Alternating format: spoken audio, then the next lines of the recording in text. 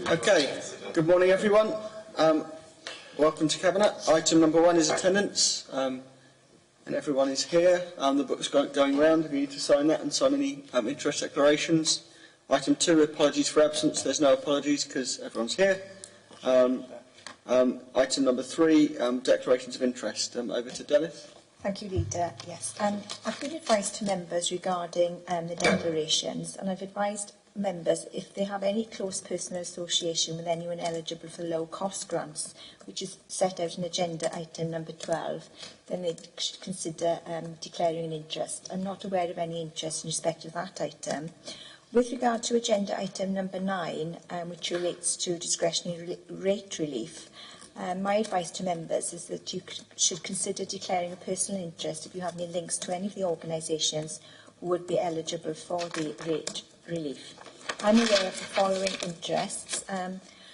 Councillor Richard Clark is a council appointed trustee on Torfaen Voluntary Alliance. So if I could ask Councillor Clark to confirm that.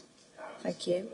And Councillor Daniels is a trustee of the following: Citizens Advice Bureau on Mount Pleasant Hall, Glenside Community Association and Pontree Derain Community Association. If I can ask Councillor Daniels to confirm those interests.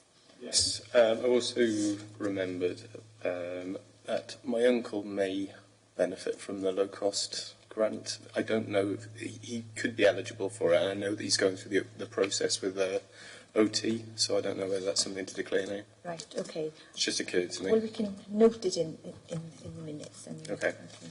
Thank you. Sorry. I'm a trustee of Torfaen Leisure Trust, and I know they're not directly a charity, but they could benefit from item 9. Okay, well, we can note that in a minute. Thank you. Okay, we're all happy to note those and move to agenda item number 4, which is the minutes of the meeting held on the 11th of June. I'll just run through these. Page 5, 6, page 7, page 8, page 9, page 10, page 11, page 12, page 13 and 14, and the Welsh language version from page 15, 16, 17, 18, 19, page 20, page 21, page 22, page 23. Is everyone happy with those? Great. We can move then on to item number 5, which is the confirmation of Cabinet minutes from the 18th of June. And they're on page 25, 26, page 27, and the Welsh language version on pages 28, 29, and page 30. Everyone happy with those? Okay, move on to item number 6, which is update on actions. There's no outstanding actions on the sheet. Nigel, anything to add? No. Okay, move straight on to item number 7 then, which is financial and service planning 2021 to 23-24, and hand over to Councillor Preston first. Thank you. This report is asking us to consider the anticipated financial challenges as per the March 2019 medium-term financial plan, outlining immediate next steps, particularly in relation to 2020-2021, detailed funding in relation to our ICT equipment refresh programme, and looks briefly at the emerging 2019-20 monitoring position. I think it's important to just, in terms of the backdrop, after a decade of austerity, we're all well aware of the significant financial challenges facing this council. This isn't unique to Torfaen, it's a similar picture right across the country. The current level of political uncertainty is also problematic at the moment. The UK government had indicated that there was going to be a spending review in the autumn. However, this is looking less likely, and if it's delayed, it will have an impact on funding decisions. I just wanted to point out, in terms of financial planning, that the budget for 2019-20 and medium-term financial plan were approved by Council in March. Since then, we've had an all-members seminar to start the budget process for 2020-21 onwards. Additionally, all members across the Chamber have the opportunity to feedback their thoughts, ideas and suggestions on the budget. The first of 3 all-member scrutiny meetings has already taken place, and there are 2 more to follow, one in October and then one in January, which will give all members the opportunity to look at the final budget proposals. I also just wanted to touch on the ICT equipment refresh. This is something we need to do, and it will be funded through the capital programme. A number of computers across the council need renewing or upgrading. The report outlines the rationale, but the main points are being the end of support from Microsoft for pre-Windows 10 versions of their operating system.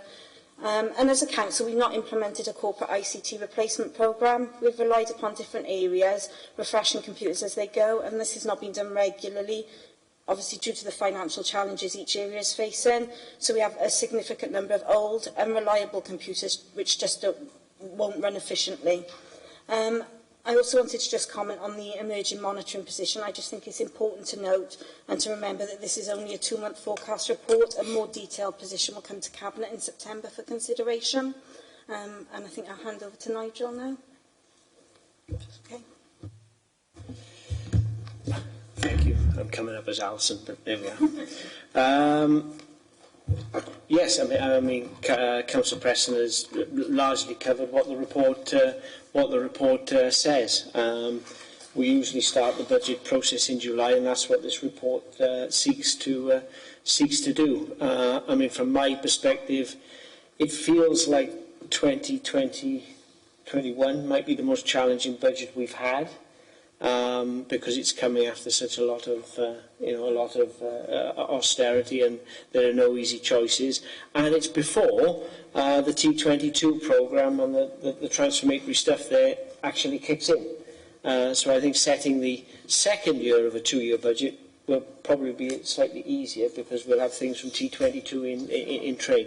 So somehow we've got to try and get through 2020-21. To set a balanced budget. The other things I would add, I think we do need to push the Welsh Government for resource. I mean, there is no, or we're not sure of where the UK spending review is going to go, but it's the choices that the Welsh Government make that actually directly impact on our services. So we need to continue to push the case for Welsh local government. I think. I mean, the situation in England is hugely challenging for local authorities. A change in Prime Minister may yield some resources for social care, for example, in England, and we will get some consequential. So I think we need to try and get ourselves or stay at the front of the queue. And the only final thing I would say is that we need some pace and urgency now over this summer period and into autumn as we start to make some sense of the choices or options that we do have, so that when we hit the late September period, we can move with some options. I think Kelly and Nigel make very valid points there about consultation, especially. In terms of consultation with members, I think the scrutiny process has improved again this year. I think that gives members the opportunity to ask questions and pick apart what we spend our money on from the start of the process rather than towards the end. I think that's an opportunity for members to look at the different areas we spend our money on and to direct and to sort of ask questions of us as Cabinet about how we sort of prioritise and how we make choices. I do hope as part of that, though, they'll see that there are no easy answers to this after 9 or 10 years of austerity. There are no easy answers. We wish there were. But what we can do, using that consultation, is show the sort of the logic to them of how we come to different decisions. I think consultation with public is going to be key as well over the summer into the autumn, and that honest and open engagement, and the asking of questions about what people value more and less about what we do as a council. I think is going to be very important. Nigel makes the point about the Welsh Government lobbying effort that I think is very important too. I've been down to Cardiff Bay now 3 or 4 times in the last fortnight. I think it is hard for them at the moment because of the uncertainty, because of the comprehensive spending review that no one seems to know whether it's going to happen. We don't know who the Prime Minister is going to be, and we don't know what the situation with Brexit is going to be. But we can't allow that to be a cause of drifting into a worst case scenario of despair. We need to get what certainty we can get. We need to get what indicative figures we can get so that we can plan. And we do need to push the case, as we have been doing for local services. This isn't about funding for local government. This is about funding for key services like social care, schools, housing, the key things that the Welsh Government, wants to prioritise. And I think we can only prioritise them if they work with us to put money into those services. So I look forward to that continuing, and that's certainly something that I will keep pressing when I'm with Welsh Government. Any more contributions before we move to the recommendations? The recommendations then are at paragraph 10. It's recommended that report be noted. Secondly, that the need for pace and urgency, particularly in respect of 2021, as Nigel has mentioned, is recognised. And thirdly, that the funding in relation to the ICT refresh is noted. All happy, in favour? Great, thank you. If we move on to the next agenda item then, which is on fees and charges and income strategy. Item number 8, and hand over to Kelly again. Thank you. So this report is to agree an uplift in fees and charges and report on the next steps in developing an income strategy. In terms of the uplift on fees and charges, it's proposed we do the same as in the previous year, and this will not affect any specific budget proposals that we've already agreed. In moving forward, though, we need to take a more strategic approach to income generation, so the report outlines a set of principles to guide the formulation of an income strategy. The aim will be to bring the initial draft of that strategy back to Cabinet in September or October for consideration. So I think, Nigel again, I think. Yeah, very little to add on this. I mean, we should have made more progress on, on developing income strategy. We brought a report, I think, a year ago, March, so that responsibility rests with me. And we will bring one back in the autumn period.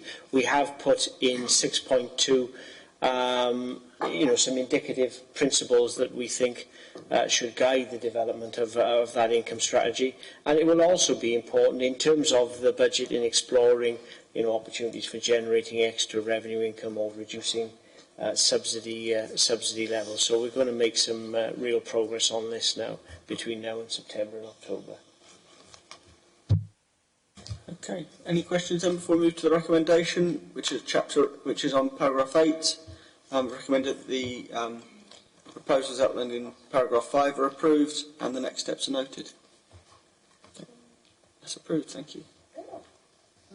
Move on to the next agenda item then, which is the discretionary rate relief policy. And hand over to Kelly again. Yeah, that's me as well. Thank you. Okay, you'll see in the report there's been some time since we've reviewed the discretionary rate relief policy. By law, we have to award 80% mandatory rate relief to charities, trustees of a charity and community amateur sports club if the property is used for charitable or club purposes. That's covered by Welsh Government.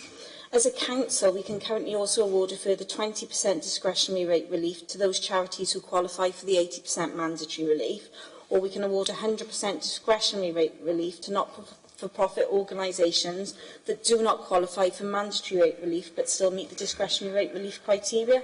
Gosh, that was a mouthful. The report sets out 2 options for us to consider today: retain the existing scheme or amend the current scheme in order to make the necessary budget savings whilst still supporting the organisations concerned. Amending the scheme will mean that those organisations with a rateable value of over £50,000 will no longer be entitled to the 20% top-up discretionary rate relief element, and those not-for-profit organisations who qualify in the same category will be limited to 80% discretion. I just want to be clear that the changes proposed will not affect the vast number of organisations who are mainly small and community-based. The majority of those who benefit from the scheme will continue to do so. Those that don't should be large enough to manage the change. And again, I'll hand over to Nigel now. I mean, all I would add is that, our discretionary rate relief scheme is more simple than a lot of our neighbouring authorities and more generous than our neighbouring authorities.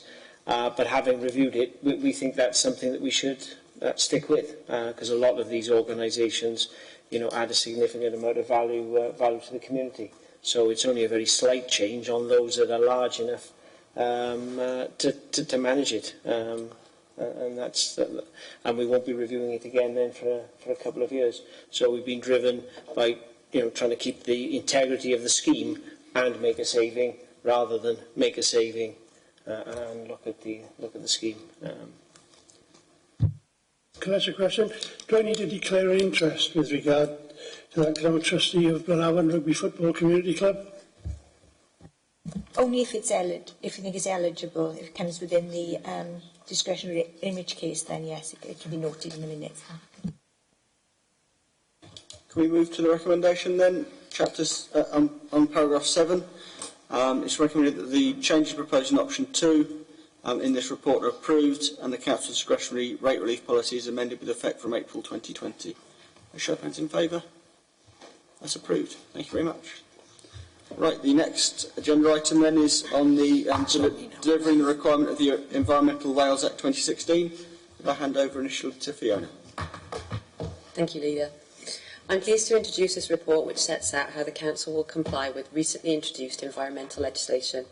Only 2 weeks ago in this chamber, we declared a climate change emergency, and this action goes a long way to proving our commitment to tackling climate change and also ensuring our environment is protected and enhanced for future generations. Excuse me, I've got a bit of hay fever. The Environment Wales Act 2016 introduced an Enhanced Biodiversity and Resilience of Ecosystems duty, the S6 duty, for public authorities. Complying with the S6 duty will help public bodies maximise their contribution to the wellbeing goals in line with the Wellbeing of Future Generations Act 2015. For Torfaen Council, the duty is consistent with our corporate plan priorities, particularly clean and green, and the wider wellbeing plan. The S6 duty requires that public authorities must seek and maintain and enhance biodiversity within their council function, and in doing so promote the resilience of ecosystems. To comply with the duty, public authorities should embed the consideration of biodiversity and ecosystems into their early thinking, business planning, including any policies, plans, programmes and projects, as well as their day-to-day activities. The Council is expected to do this by preparing and publishing a plan setting out what we propose to do to maintain and enhance biodiversity and promote resilience. To comply with the legislation, the plan cannot be standalone, which is important. It must be embedded into the day-to-day business of the Council, forming an integral part of the Council's business or corporate planning processes. And importantly, scrutiny and all departments were engaged early this year in workshops and contributed to the draft, and thereby the actions are owned across the organisation. The reallocation of revenue resources within neighbourhood services through a recently completed reconfiguration of the Environment and Street Scene Group has enabled the appointment of an additional suitably qualified ecologist to coordinate the delivery of the plan, and recruitment for this ecologist post is in progress, which is a positive thing I'm really pleased about. And to really stress that we can't sit back and do nothing. Our natural resources are declining, which will affect the quality of life for future generations. When natural resources flourish, society and the economy thrive as well. Natural resources and ecosystems are essential in ensuring a sustainable supply of food. They help us reduce flooding, improves air quality, and supplies materials for construction. They also provide a home for a variety of wildlife and give us iconic landscapes to enjoy, which also boost the economy through tourism. In Torfaen, we're fortunate to enjoy a wide array of habitats and wildlife as a result of the unique combination of our geology, altitudinal variation, that was a mouthful for me to get that then, water corridors and post-industrial features. And I'm committed to protecting them for future generations. This is an important milestone for the authority, and the actions and targets contained in the plan will go a long way to contributing to our climate change and cleaner, greener agenda.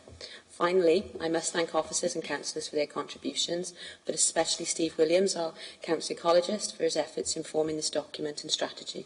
And over to you both. Thank you, Councillor Cross. I think the Cabinet members has said that set out the strategic purpose of the report. Just to talk through the document in a bit more detail. Obviously, the first section does outline the biodiversity and landscape of the borough. Just importantly for Cabinet to know, we have 4 sites of special scientific interest. I can never get those in the right order.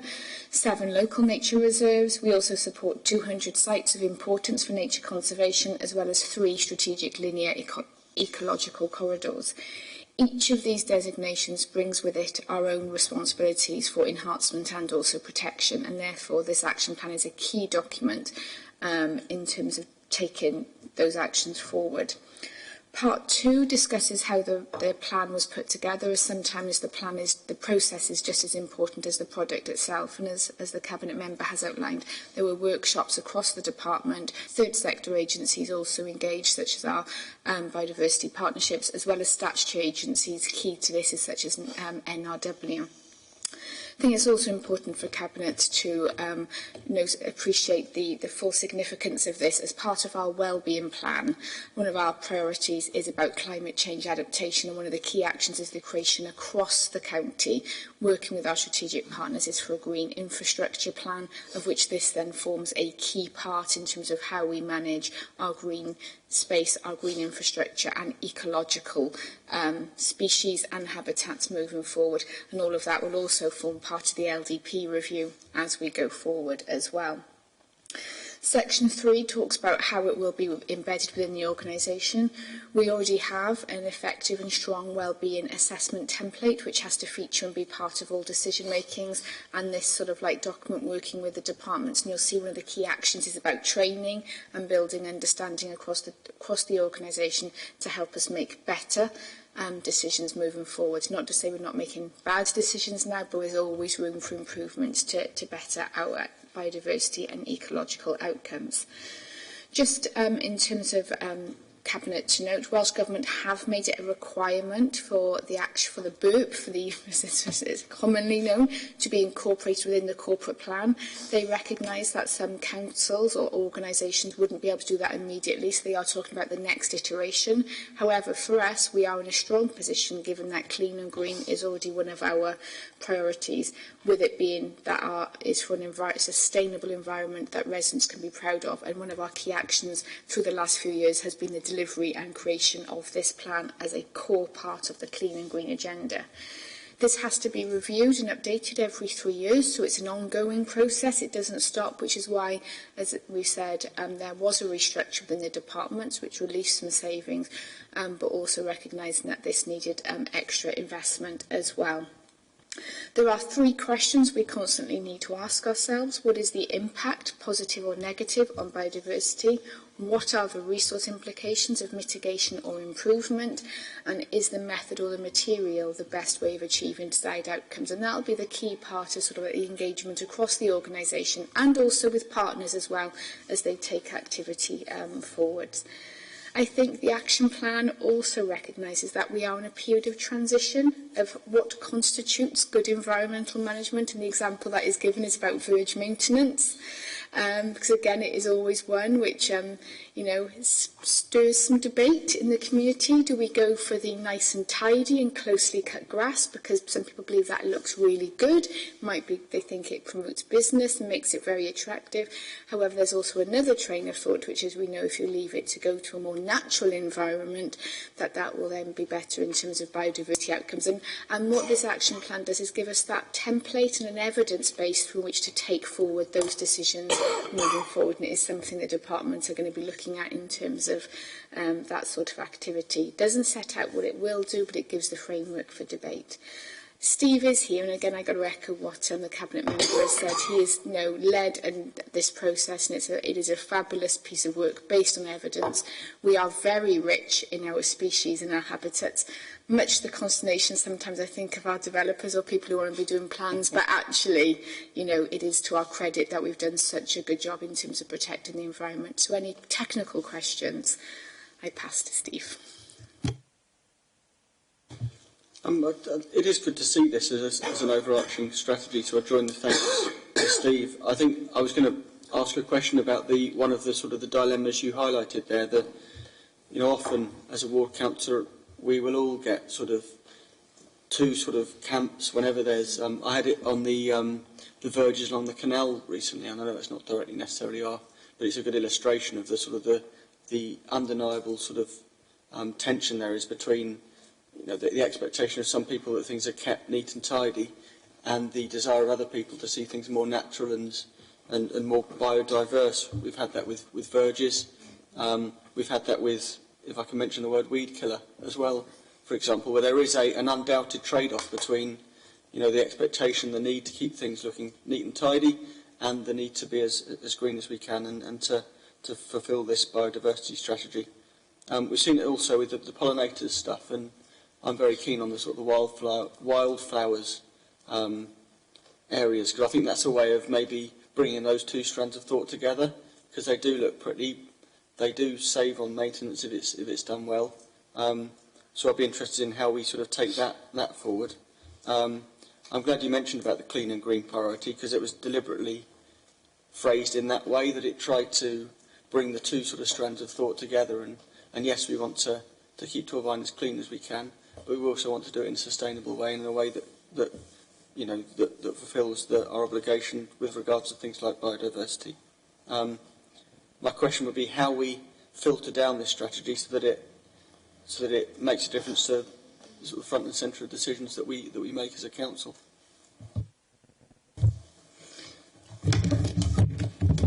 I think just to pick up on the issue of grass cutting, as you say, it's an interesting debate amongst members of the public as to whether you cut the grass short or keep it long.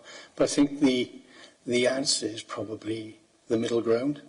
The answer is a strategic approach to how we manage green space. There'll be areas which we'll have to continue to cut short, but other areas which we might want to relax grass cutting. And it's not a case of stopping grass cutting completely, it's about having less cuts, because that is good for biodiversity. So it's about a balanced approach, communicating that to the members of the public. I do get some really good phone calls from members of the public asking us why we're cutting too much grass. Equally, I do get phone calls from members of the public saying, why haven't you cut the grass? So the answer is a sustainable approach. It's the middle ground, and it has to be planned and structured, and there will be areas, as I said, areas that we can allow to go to grass, longer grass, and others which need to be cut regularly. But it is all about, this plan is all about communication, I think. It can be a little bit of a difficult subject sometimes for people to get their heads around biodiversity ecosystem services. My profession has been dogged by terminology which I think sometimes blocks a greater understanding to what we're trying to achieve. So it's about communication, it's about internal communication, because this is an internal document, but also communicating to members of the public why we are taking these actions and why we need to take action in a specific area, such as letting the grass grow occasionally. So that is the approach, and making certain this is embedded, as Rachel said, embedded in the well-being process, making certain that the template, well-being template is populated appropriately when it comes to ecological issues and biodiversity issues. So, yeah, I totally get the point where it's healthy, biodiversity-friendly environment is not necessarily visually pleasing, and that's been something I've come up against, you know, with my own residents. But one thing I think's worked particularly well, and it could be because it's the wildflowers, and I think that's universally welcomed, was the bee signage. You know, because I think you can look at that and you can go, right, that's for pollination, that's for a purpose. I wonder whether there's any kind of really simplistic usage of signage for areas that we're leaving to grow for a period of time, to say this is a wild area and branding it like that. Yeah, absolutely. This is an approach which has been taken by other local authorities. They'll peg out areas, for instance, on a road verge, which informs those who are cutting the road verge as well how far they can go.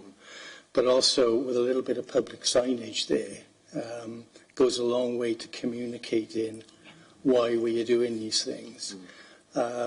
Because if we don't do that, as you say, people will just phone through and think the council are just leaving an area to go to scrub. But in fact, it's a measured approach to managing road verges and other green space. So it's again, it's going back to communication, and there will be a package of things which we'll have to do, I think, to address those issues. So, yeah, absolutely. Yeah, it's all about context and narrative, I think, because I think if you were to look at a patch of land that we're leaving to grow, and a member of the public might look at it and go, "Well, that's a bit of a state, that's overgrown," because we get that a lot everywhere. But if it's got some sort of clear signage to say this is a wild area that's being left to grow, you look at it exactly the same thing. You look at it totally differently. So I think, yeah, if we can do more of that, that'd be excellent. Yesterday afternoon we had a budget workshop across the department, and they were working as teams, and one of the things to be looked at, and it said to be looked at, is sort of like the grass cutting regime, and to do that over the next couple of months in terms of a more a policy, because that hasn't been our operational practice is quite historic now and needs to be updated in light of this action plan, also the general mood music about environmental management out there. And what that would need to be is a whole strategy about, as Steve said, what is cut where, why is it cut, how often is it cut, and also if there are to be changes, the communication plans, and as you say, good signage. I'll be honest, it's what we did in Monmouthshire. All the wildflower sites had the bee-friendly signs on there. So everyone knew exactly why we were doing it and when. And engagement, with all the community councils, all needs to take place with, getting residents on board, because they do love them if they're in the right place. And I think there is a split time for closely cut grass, and 12 to 14 weeks. 12 to 14 cuts a year. There are other places where you can take it down, and that's the piece of work which we'll probably be looking to bring to Cabinet before the end of this financial year. Yeah, I was just going to ask, when you do, can you sort of get in touch with all ward councillors? Because obviously we're the ones at the end of the day that get the complaints, and then we can identify areas which could be good or bad, and we can feed back then to members of the public. I think so. Like, as I said, we started scoping it out yesterday, but we'd see part of this communication and member seminar, writing out to the community councils in terms of, on proposals as well. So it's not fait accompli. We'd want to do it in a consultative and informed way as well. I think that's a really good point about communication that's been raised there. I think that being key, because people will be very cynical otherwise. They'll just think it's because we're trying to get out of responsibilities, when there is a positive message there, and the more sort of signage that can be used, that could be quite cheap but quite good value for money if it encourages. It's like when areas have been litter picked by volunteers, for example. If we put a sign up, it's been proven to show that people will be less likely to drop litter, because it discourages the antisocial behaviour that comes at the end of it, because they don't just think that the magic litter fairies come and pick it up. It's actually people, either volunteers or our staff, who could be doing other things. Any more contributions before we move to the recommendations? The recommendation then is at paragraph 13. The members are asked to approve the Torvine Biodiversity and Ecosystem Resilience Plan as attached at Appendix 2. Show of hands in favour? That's carried. Thank you very much. Right, item 11 then is on the future of public protection services. Over to Fiona. Thank you, Leader. This is not an easy report to bring forward today, and has been the subject of much review and deliberation. I must stress that the report you're receiving today is identical to the one being presented before Blaenau Gwent Cabinet on the 17th of July. Collaboration is a key feature of local government policy and has been since 2002. And therefore this report isn't just important to us and Blaenau Gwent, but to local government in general. Collaboration is a solution and a panacea for many services, and has seen many successes.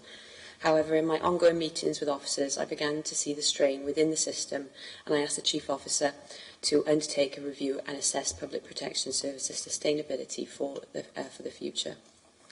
The intention behind the original creation of the collaboration was that it would be iterative and evolutionary, and in theory that's fine.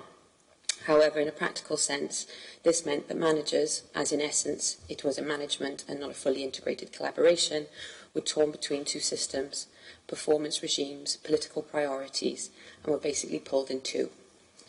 At this stage, I have to pay credit and thanks to the managers involved in the service. They have really tried to make it work, but it was, this is a key point, lacking strategic framing and governance and a governance model. This could have easily been introduced with no change, but the review found that there were strains, managers were stretched too much, services were suffering, and therefore, in agreement with Blaenau Gwent, we decided that something had to be done. There were two options available to us, to end the collaboration or take it to a full lead authority model. The latter was explored, but due to the close relationship with Clean and Green, the close relationship with other services, the community, the local business sector, and the fact that there would be a huge disruption to staff as terms and conditions harmonised without guarantee of payback in terms of hard cash and performance, it was deemed appropriate to end the collaboration. Torvine puts its colleagues at the heart of what we do. We look to live and breathe our values of being fair, effective and supportive, and then, therefore, when colleagues are facing insurmountable pressures due to the structures within which they work, we have a duty to respond. The Chief Officer is currently out for consultation, subject to approval of this report today, on a new structure for the department. As part of the 2019-2020 budget round, the additional costs of the service was built into the department's budget pressures. And therefore, I ask Cabinet to pay thanks to the managers of the service, but to approve that we end the collaboration on the 30th of November 2019 and establish a new in-house model. And over to Rachel. Thank you. There's not much more to ask apart from I also have to reiterate my thanks to the managers for their hard work, but also to the professionalism they've displayed in light of this decision by both councils. I have to say it has been a complete partnership between myself and my equivalent Richard Crook in Blaenau Gwent Council, where we have gone through this process to review and explore the options moving forward. In terms of the in-house model, as the Cabinet member has outlined, we are out for consultation, subject to approval today. It was very well received by the department with some real enthusiasm and commitment and an aspiration for some opportunities to take the service forward. In terms of the management of the next few months, that is critical. It is a highly regulated service. It's very much based on risk and inspections, and the team, and I am confident that that will continue as normal. We are subject to approval today, gearing up to go out for recruitment over the summer. If there is a period without a formal management structure in place as of the end of November, we've already got steps in place with personnel to put temporary arrangements in place, because we have some very senior and experienced officers within the department who can be given opportunities for temporary honorariums to act up if there is a gap in terms of the management structure coming in place. We're not completely replicating to have 5 managers. We're going from basically 5 down to 3, a head of service with 2 integrated team leaders over the various 4 functions. It has been a difficult process. The service, there have been some benefits from the collaboration. But, even the view from the head of service and some of the managers that it wasn't sustainable in its current form and something needs to be done. And I will say they have been and said they are relieved a decision has now been made and there is a clear path forward. And as the Cabinet member has said, the report does outline the risks to local government and its reputation. This isn't a decision we've taken lightly, and it has taken a long time to bear through, because obviously we want to try and make collaborations work, because we care about how we are seen and how Blaenau Gwent are seen by Welsh Government. But I think the business case was strong enough in this regard for us to take a different course of action. Okay. My question, I think you've largely covered it, was going to be on the date. So the date is the 31st of November, is it, the operative date? And my other question was going to be out if there was any gap, what are the contingency plans there? But you've answered that. Obviously on collaborations as well, this isn't something we do lightly, because I think we have got a good record of collaborating with different public service organisations across Gwent and beyond. Any questions, Richard? I share the remarks of both the Cabinet member and the lead officer. I think the officers involved should be praised for their effort in trying to bring this together for the people of Blaenau Gwent. and Torfaen. And it's as brave a step as to go into a collaboration as to come out of it. And I hear what the leader says and totally support that. We are a collaborative authority, but it shouldn't be collaboration for collaboration's sake, and this clearly wasn't working for us for whatever reason. It wasn't working for us, and I think we've taken the brave step to bring it back in-house. I think what I'm leading to in the question is, while we're still in this position, Fiona touched on some of the issues, is there a lessons learned process that we can go through? So, you know, we heard a lot of talk about licensing becoming either Pan Gwent or Pan Wales, etc., etc. And before we go down that road again, is there almost a tick box of these are the obstacles we need to overcome before we go forward? And that's not a criticism of what we've done. I think we did it for the right purpose, and we're equally coming out of it for the right purpose. It's just the learning then. I think my key learning on the back of the review I did of reading, going through all the reports which set it up, is that, and the state note, it was meant to be evolutionary and iterative. But my learning is, if you're setting up any form of collaboration, no matter how small, make sure you understand its absolute purpose. It has clear aims and objectives and performance measures and a governance structure around it. Now, that could just be regular meetings of chief officers, doesn't have to be a full joint committee. But unfortunately, you know, none of that was put in place. Richard Crook and I did start meeting to talk about priorities to help give some direction in terms of being able to manage workloads. But when you've got, you know, 2 licensing committees to service, 2 service plans to do, 2 food plans to do, basically you had officers being asked to do double the amount of work, and therefore, you know, was unsustainable in its longer term. As I said, it could have gone for a fully integrated model, but for the reasons outlined, it wasn't, you know, we didn't believe it would actually deliver any hard cash savings, so the work to go into it. So lessons learned is, however small the collaboration, make sure that there's something in place which gives that pathway forward for people to operate in, and unfortunately it wasn't there.